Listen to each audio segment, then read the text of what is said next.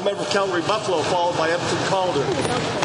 During the election, the Premier promised to build 50 schools and renovate 70 more in 4 years. Last month, in estimates, the Minister of Education admitted this promise will not be fulfilled. With 40,000 more students expected by 2016, even with the 50-70 plan, this will leave 17,000 students without a classroom or a desk to sit in.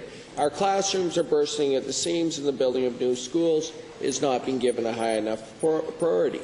To the Premier, can you explain to me how will you educate these additional 17,000 students? Honourable Deputy Premier. Question. Well, thank you, Mr. Speaker. I appreciate the fact that this member of this opposition party agrees that there is a need now to build schools for kids today and not 30 years from now.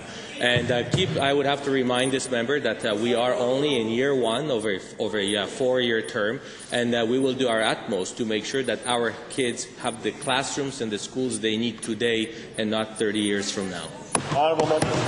Well, given that a school can be built in 18 months if the government scraps their addiction to P3s, which can take up to 5 years to build, why does this government simply not roll up its sleeves and start construction tomorrow on these 28 schools instead of forcing children and communities to wait till 2016? Yes, good question.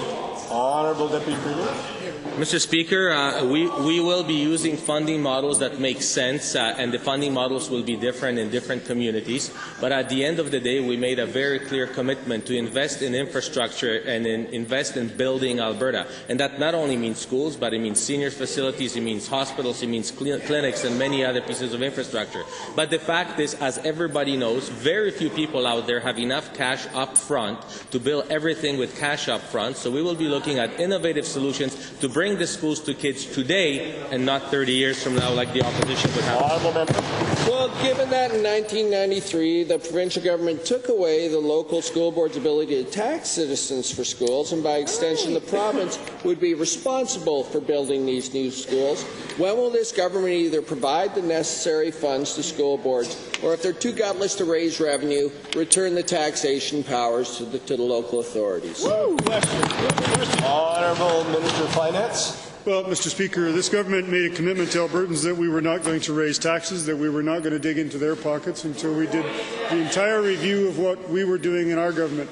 I would also say, Mr. Speaker, that the list of projects that was recently released was the first tranche of a number to come, Mr. Speaker. We understood that there were pressures in certain areas of the province. We dealt with that as promised. Another promise made, another promise kept, Mr. Speaker.